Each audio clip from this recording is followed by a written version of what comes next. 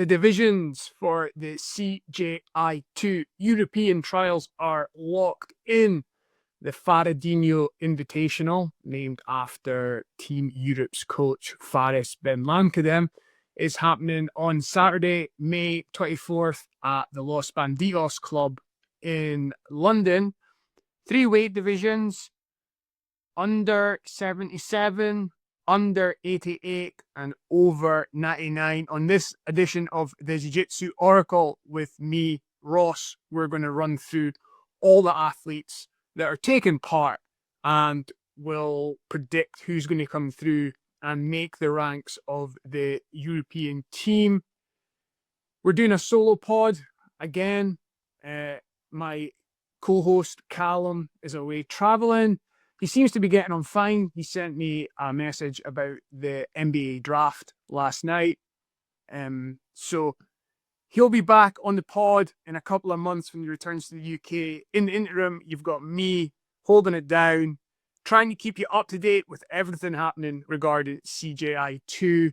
Give the podcast a like and a subscribe and tell your friends, and hopefully that'll help you stay up to date with what's going on regarding the biggest event in grappling that's happening in 2025. So we've got European trials happening.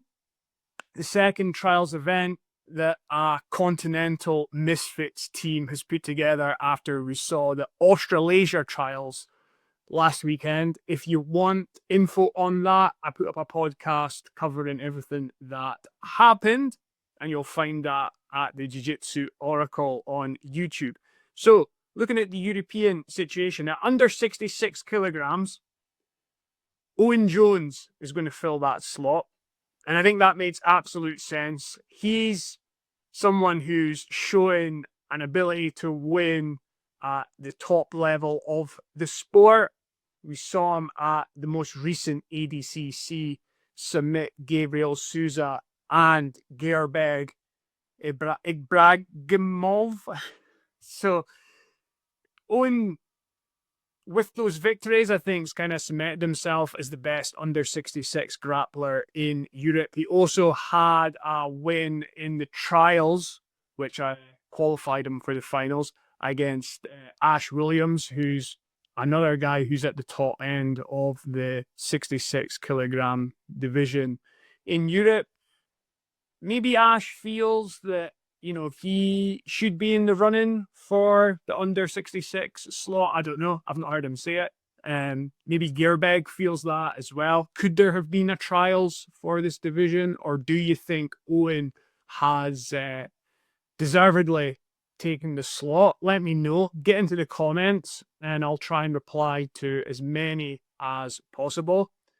But 66, Owen Jones. Under 77, with 4 guys competing here. Originally, Mateusz Szczecinski was penciled in to take the slot. I'm pretty sure I heard Craig Jones, tournament organizer, say that Owen and Mateusz were going to be straight into the European squad. But Mateusz has had surgery. He's injured. Another competitor at this weight at the absolute top level, Tommy Langacker, he's injured as well. So that's 2 big names that Europe are unable to call on at the under 77 kilogram category. Originally, Taylor Pierman was going to take part in this weight division, but he's now moved up to under 88. So the 4 grapplers that are in are Ellis Younger, who's come into the division with Taylor moving up a weight class, Pavel Javorsky, Tarek Hopstock, and Tom Barry. So who do we think is going to come through? Well, Pavel Javorsky, very good form, recently took double gold at IBJJF Worlds at brown belt level, beat Dorian Olivares. Very, very good guard game, which gives him a high chance of getting submissions. Another guy who's got a high chance of getting submissions in this division, Tarek Hopstock, most commonly known for the Tarico Plata, but don't sleep on his footlock game. It is very, very good. Another guy with good footlocks, Tom Barry. I believe he recently beat Ellis Younger. Well, maybe like towards the middle to tail end of last year with a heel hook. And then we have Ellis Younger, who, if he's going to get a submission, I would think maybe with a back take and a rear naked choke. So all 4 guys have the potential to hit subs. All 4, like, I think, we're waiting to see if they can break through to like the absolute top level, especially like someone like Tarek. I think he always, at the Worlds events, at the Grand Slams, he's a contender for like quarterfinals, semifinals, etc. But can he get to a finals, and can he pick up a win in one of these huge events at the black belt level? We'll see.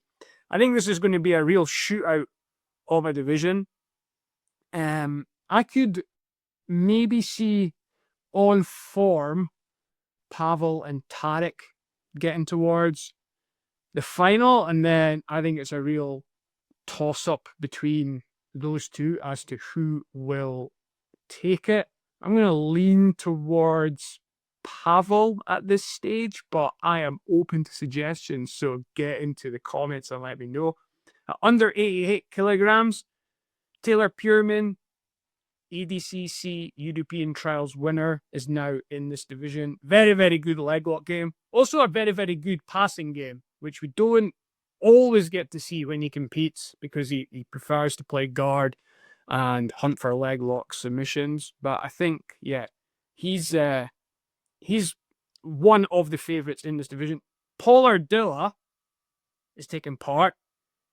That's an interesting entrant into the bracket. Paul is 4 times ADCC Trials champ, the king of the trials. Also, like, works as an attorney. I think maybe even has his own company. So his ability to hold down like a demanding full-time job and also like excel at ADCC trials is super, super impressive. If he wins, he'll become the wild card in the European team. Each team taking part in CJI has the chance to bring in one wildcard grappler who's either outside of their gym, if it's one of the gym teams, for example, B team.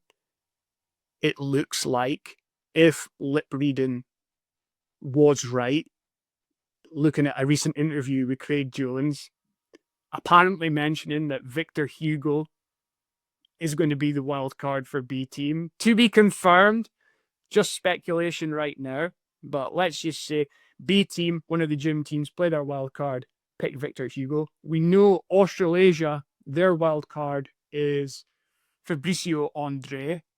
Europe, the only wild card that we have seen that could potentially be played is Paul, if he wins the under 88 bracket. What do you think about that? If B team were to have Victor Hugo and Australasia were to have Fabricio Andre, would Paul Ardilla, if he wins the under 88 category at the Faradinho Invitational, be a good use of the wild card, or the maximum use of the wild card that Europe could play?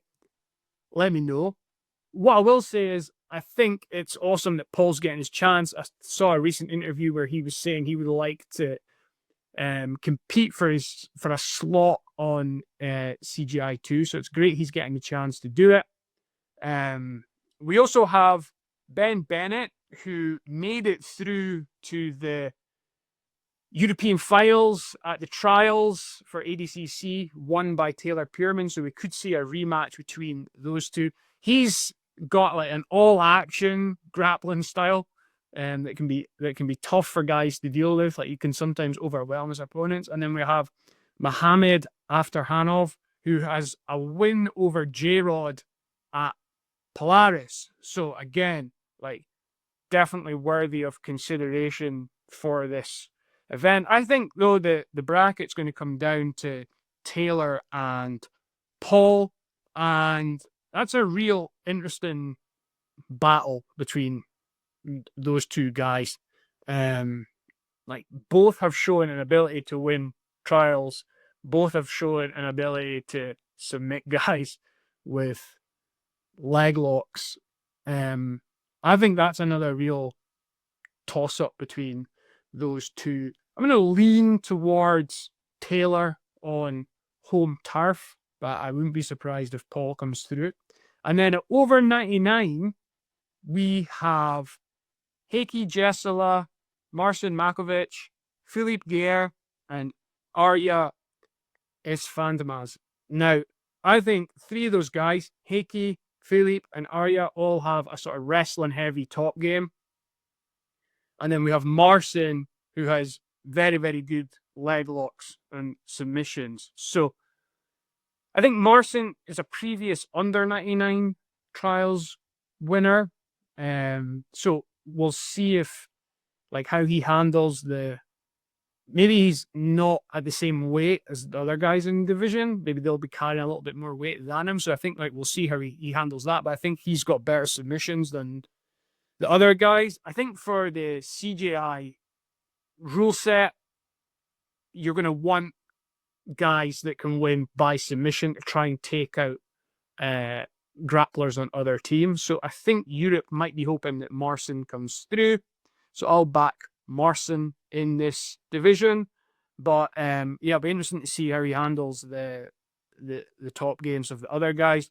There's no Mark McQueen in this division. Mark, friend of mine, former training partner at my gym, SBG Aberdeen, and someone who's going to come up and do a seminar at our gym in the near future because he's just back from spending a bit of time training at New Wave.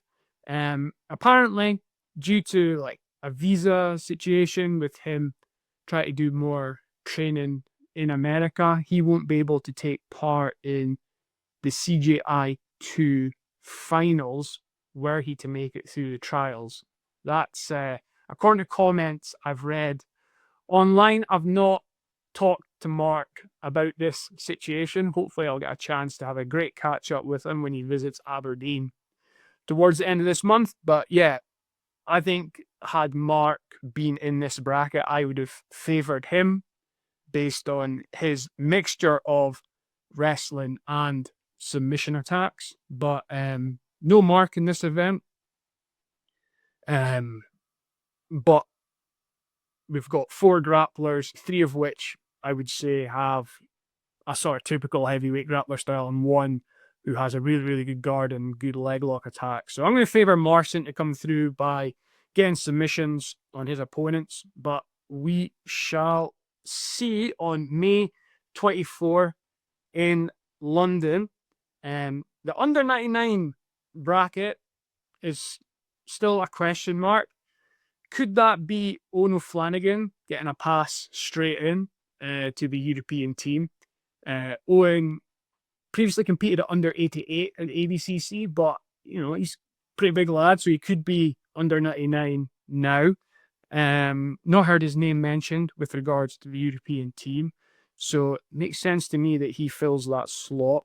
But hopefully we'll get some confirmation in the near future from Coach Faris. And then just moving on to the trials itself, I think it has been posted that one thing they're not going to tolerate is stalling, and there will be penalties dished out for stalling, and 3 penalties equals a DQ in a match. And I think that's a great way to do it. And obviously we'll need to see how it plays out on the day, but instinctually I like keeping it simple and having a heavy punishment for stalling. So 3 pens equals a DQ, super simple, but also big consequences if you are disqualified from the event. And I think that's something CJI is going to have to look at.